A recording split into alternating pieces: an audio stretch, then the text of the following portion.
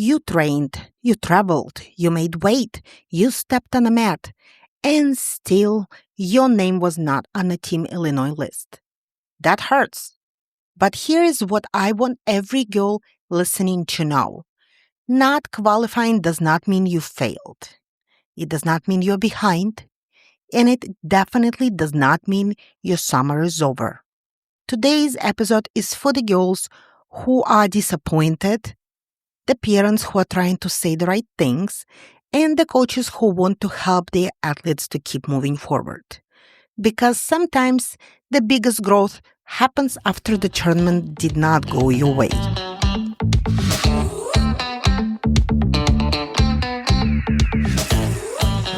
Hi, everyone, and welcome back to the Illinois Girls Wrestling Podcast, the show that strives to create a supportive community for Illinois girls wrestling through the storytelling and expert insights so that athletes, coaches, and families feel connected and empowered. Can this podcast be helpful for boys? Absolutely. We share a lot of great wrestling information for everyone. But we also want to give girls and their families a space they can call their own. Today's episode is coming after the national qualifying competitions, after athletes have put themselves out there, competed hard, and waited if they would make the Team Illinois. And while we absolutely celebrate the girls who qualified, today's episode is focused on the girls who didn't, because they deserve support too. They deserve encouragement, and they deserve to know that their wrestling journey is still moving forward. Today, I am excited to welcome Coach Sammie Barrientos of Beat the Streets Chicago. Sammie works with the girls through wrestling, mentorship, leadership, and community. And I cannot think of a better guest for this conversation. We are going to talk about disappointments, summer trainings, staying connected, and all ways girls can keep growing even if Fargo or Team Illinois is not a part of their summer. Before we bring Coach Sammie in, I wanted to pause on something that does not get talked about enough. Qualifying season is emotional. For some girls, it ends with excitement, announcements, team gear, travel plans, and national opportunities. For others, it ends with a quiet ride home. Maybe you lost the match you thought you could win. Maybe you were close but not close enough. Maybe you wrestled well, but the bracket was just tough. Maybe you're looking at social media and seeing everyone else celebrate while you are still trying to process your own disappointment. And if that's where you're at, I want you to know this. You're not alone. Not qualifying does not mean you did not work hard. It does not erase extra practices. It does not erase hard matches. It does not erase the courage it took to try. It does not erase the progress you made this spring. So today, we are not going to pretend disappointment does not hurt. It does. But we are also not going to let disappointment be the end of the story. The question is now, what comes next? How do you use the summer? How do you stay motivated? How do you find other opportunities? How do you rebuild confidence? And how do you keep moving forward when the path looks different from the one you hoped for? That is exactly what we are going to talk about with Coach Sammie. Coach Sammie, welcome to the Illinois Girls Wrestling Podcast. Thank you so much for being here. To start, for families and wrestlers who may not know you yet, can you tell us a little bit about yourself, your wrestling background, and your role with Beat the Streets Chicago? So my name is Samantha Barrientos. I go by Coach Sammy, and I grew up in California wrestling, and I started my sophomore year of high school. That's when I knew I found the sport. This is my calling. I need to do it. I need to figure out how I can advance in this and get to the next step. So I made a few friends, and that's when, moving forward, my senior year of high school, I qualified for Team California and attended Fargo. that's when I saw, like, wow, this sport is huge and I need to be a part of this. I started talking to college coaches. I received a scholarship to attend McKendree University. I was there from 2013 to 2018, kind of that inaugural first year team. And that was really great. I was under Coach Sam Smith, and it was an amazing experience. After I graduated, I got right into coaching. So I went back home and started coaching my high school team. I was there for 2 years. I had a few state qualifiers, a few sectional placers, and it was really great.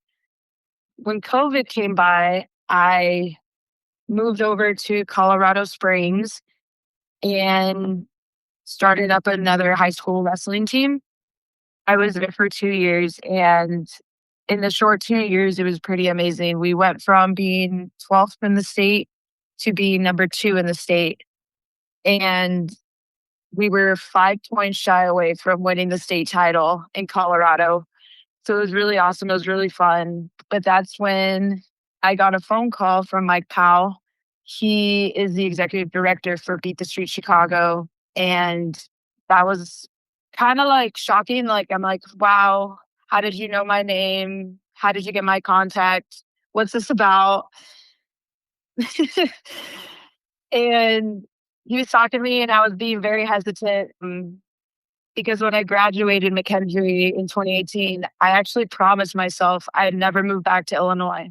Yeah, so I was like, I don't know about this. He told me, just come out here, visit. We'll show you around. You'll meet the girls. You'll start practice, see how it goes. And I was like, okay, that doesn't hurt anybody. I'll go out there and visit.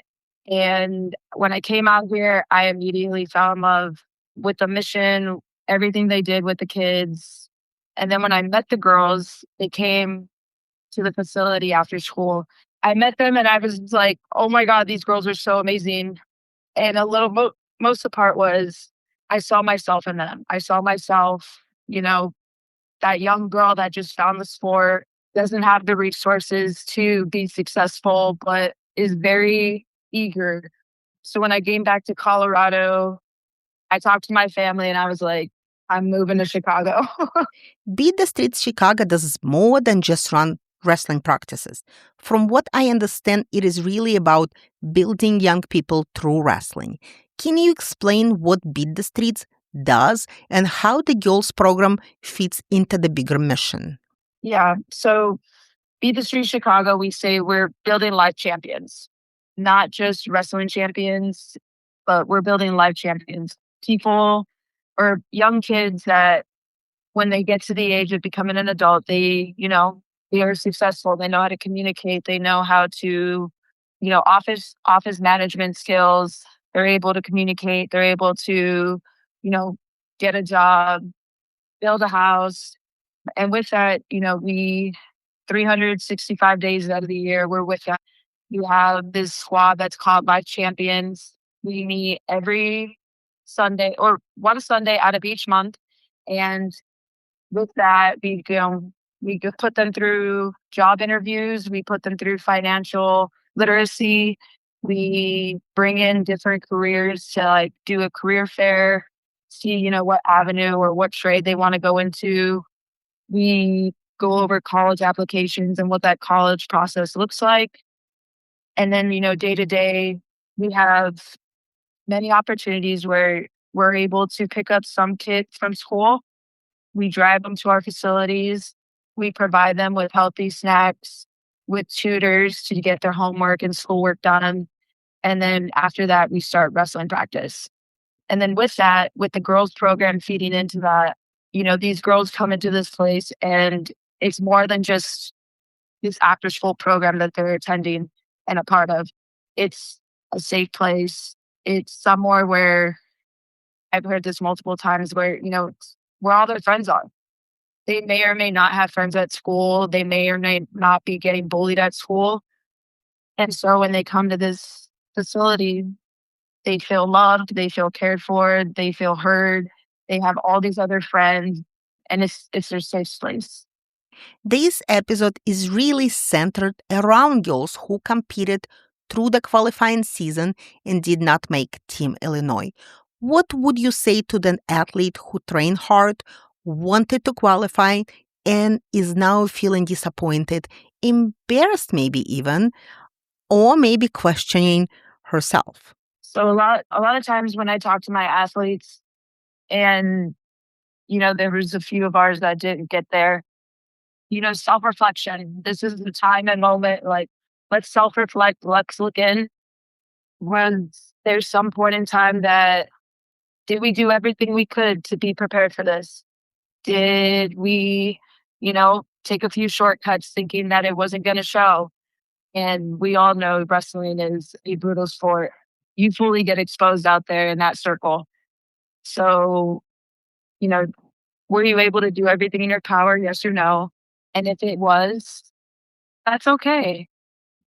I tried to reflect it back on like higher level athletes. So there's so many times we see these senior level athletes where they do everything right. They're training, they're eating right, they're sleeping right, recovering. They go to the Olympic trials, they make the Olympic team. They continue doing everything right. They head to the Olympics, and sometimes you just fall short. You could do everything right in your power, and sometimes it wasn't meant to be this year, and that's okay. A lot of wrestlers understand that losing is a part of sport, but missing a big goal can feel different. How do you teach girls to process disappointment in a healthy way? Yeah, I think it's all about mindset, right? So positive self-talk versus negative self-talk, and always remembering that it's not losing. It's a learning opportunity. We didn't lose in that match. We just have a learning opportunity.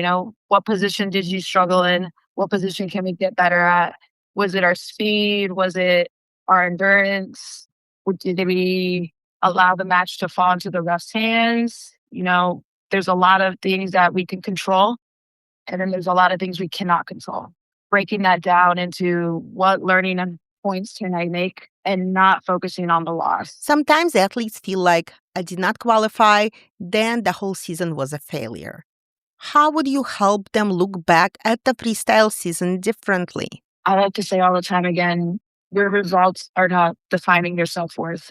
If you become a person that falls into I'm only great when the results are great, then you're going to have a really hard road ahead of you. So knowing that like your self-worth is not based off the results. Did you make new friends? Did you make more memories?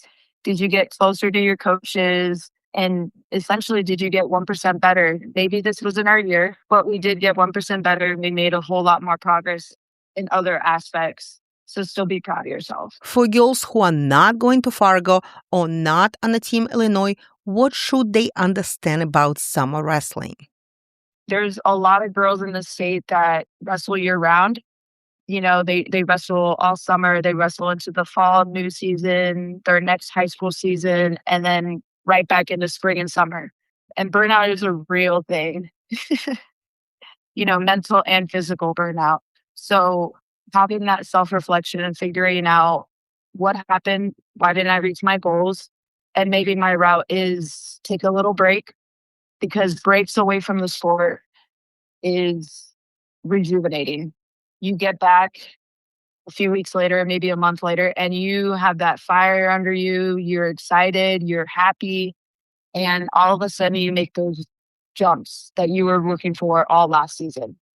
However, there are some girls that are like, I'm not burned out. I'm still ready to go. I want to get more work in. So then figuring out, is that more work on the mat or is that more work off the mat? A lot of our girls just maybe aren't as strong. Let's go to the weight room. Let's go on the field and work on our footwork. Let's, watch some film and learn positions and see it from a different view. Or maybe I go to a youth practice and I coach a little. So there's so many avenues to take forward. What are some other ways girls can stay involved this summer? That could be camps, open mats, club practices, strength training, helping younger wrestlers, trying another style, or even taking a short reset before getting back into the room.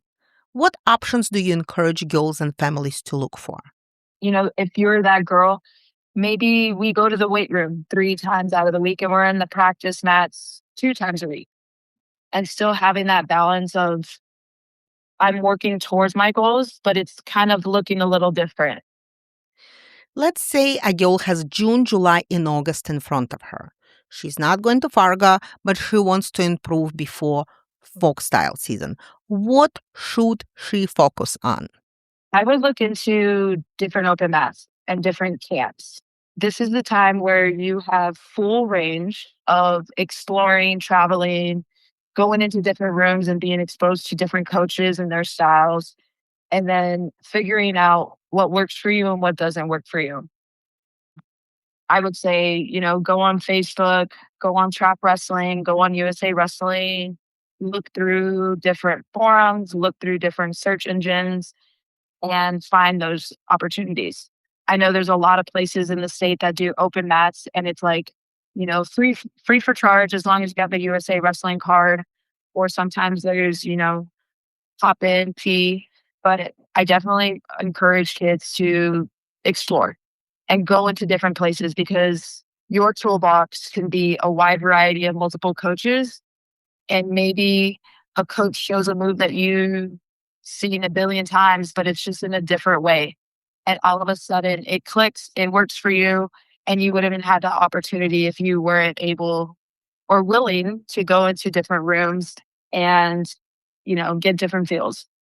First thing first, I would work on mindset. I feel like a lot of the youth right now don't work on mindset enough, and learning how to have that positive self talk, because mindset, visualization, positive self talk will make you jump levels in this sport. You could do all the on the mat stuff, the strength training, video matches. And if your mindset, if you still don't believe that you're amazing or that you're one of the best in the state, you will always fall short. So we're really working on that mindset, and then looking for open mats, looking for camps, and or looking for tournaments, because I know sometimes camps can be a little expensive and tournaments are a little bit more affordable. So looking for, that competition and having it be fun, right? There's no pressure. We're not going to qualify for anything anymore, but let's get some mat time. Let's get some competition under our belt without any pressure. How does an athlete rebuild confidence after she does not reach a goal? That's a hard question, but it's a good question. Rebuilding that confidence, I think it falls into, your self-worth is not attached to the results. Yeah, I would say really leaning in on your support system, right? Because they remind you of how amazing you are and how great you are. And that kind of always is a little touchy topic, because sometimes I go to these tournaments and I see these girls without a coach, or, their families there as a support system, but having that coach and leaning in on your coach saying like, hey, this is how I'm feeling. This is how I'm thinking about myself. Like, I'm kind of falling in the dumps.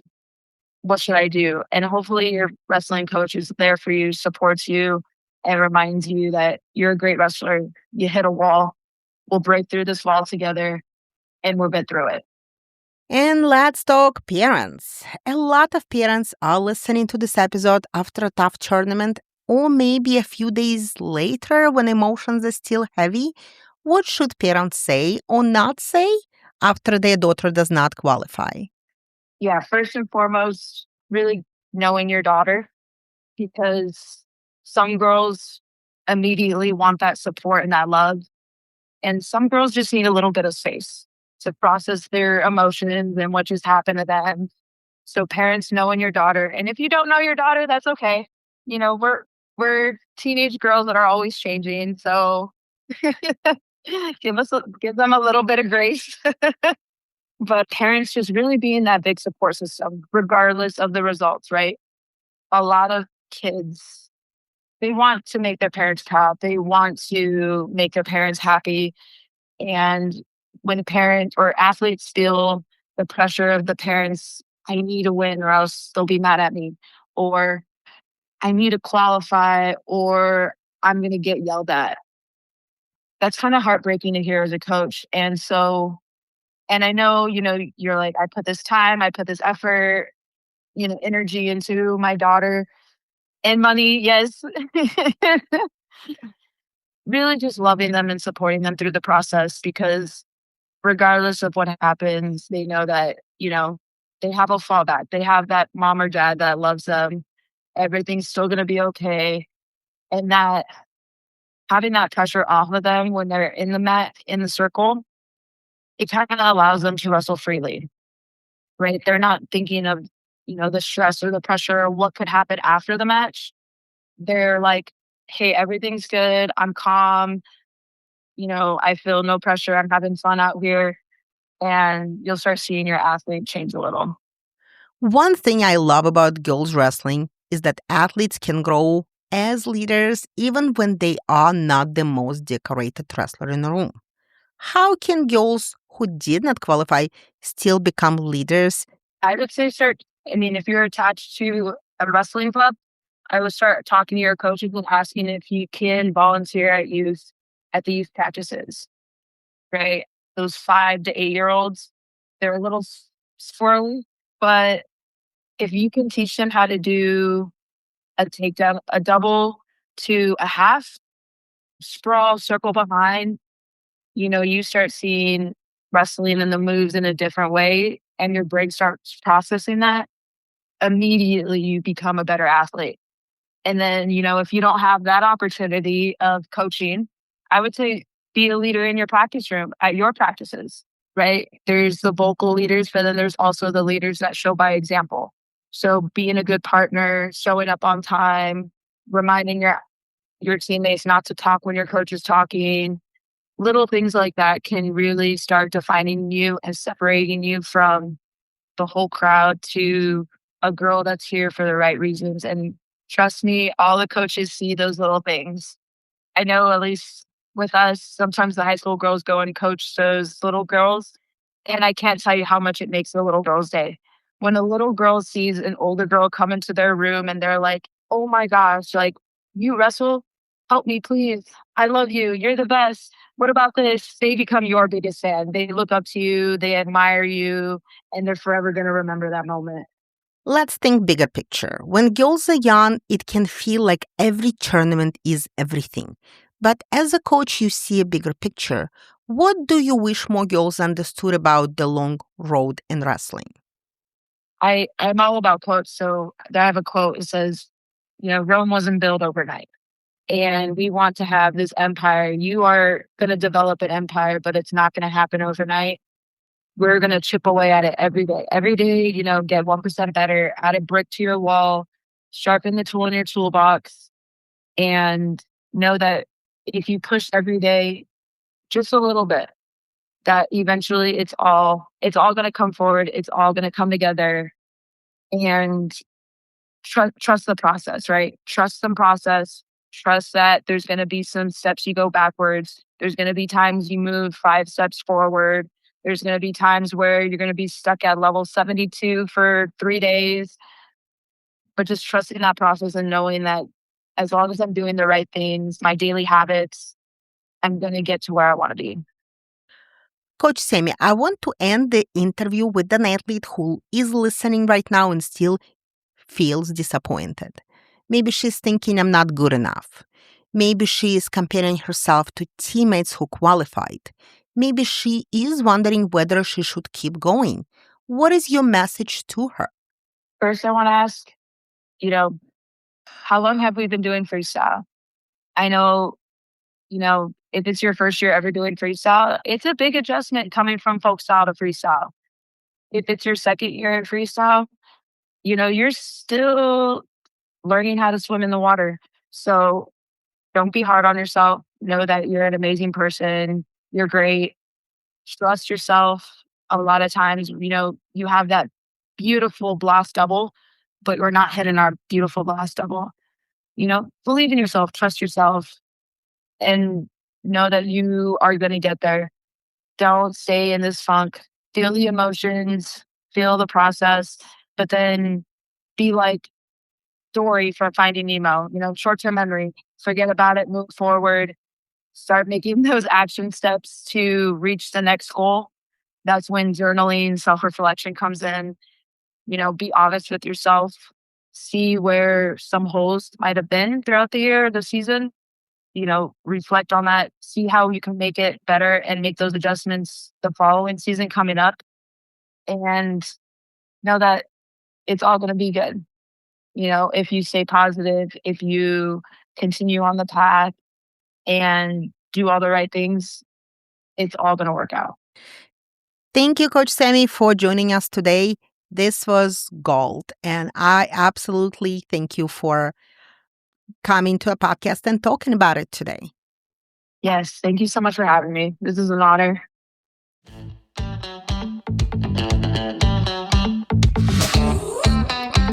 I really appreciate Coach Sammie's perspective because this conversation is not about pretending disappointment does not hurt. It does hurt. When you work for something and it does not happen, that is hard. When you see other people get the opportunity you wanted, that is hard. When you feel like you came close but still fell short, that is hard. But one of the biggest takeaways from this conversation is that not qualifying does not mean you are done. It means you have information. You have information about what needs work. You have information about your conditioning, your technique, your confidence, and how you respond when things get hard. And if you use this information, this summer can still matter. Maybe your next step is a camp. Maybe it's an open mat. Maybe it's lifting, a club practice. Maybe it's helping younger wrestlers. Maybe it will be working on one position and until it becomes your strength. Maybe it's taking a short reset and then coming back with a better plan. Your summer does not have to look like someone else's summer to still be valuable. The important thing is, do not disappear because you're disappointed. Take a breath. Talk to your coach. Look honestly at what happened. Pick one or two things to improve and keep moving.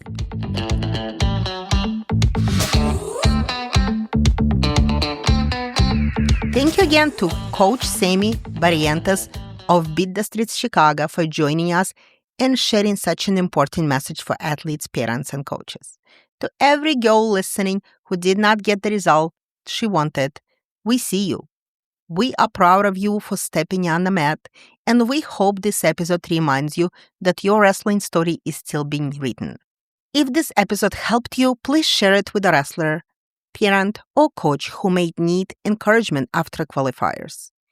And as always, follow Illinois Girls Wrestling Podcast on Instagram, Facebook, and TikTok so we can continue building the community together. My name is Lena, and thank you for joining us on the Illinois Girls Wrestling Podcast. Until next time, keep learning, keep showing up, and keep wrestling.